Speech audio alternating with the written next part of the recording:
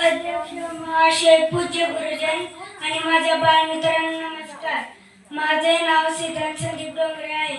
मी Gyanesh international school Ishwarpur येथे इयत्ता दुसरी शिकतो. आज 15 ऑगस्ट आहे.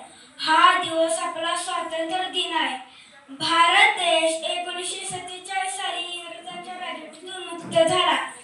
आपल्याला स्वातंत्र्य मिळवून देण्यासाठी महात्मा गांधी, सुभाषचंद्र बोस अशा अनेक स्वातंत्र्य सैनिकांनी खूप मेहनत घेतली. आज आपल्याला शाळेत जाण्याचं स्वातंत्र्य आहे, खेळण्याचं स्वातंत्र्य आहे, हे आपलं मत मांडण्याचं स्वातंत्र्य आहे.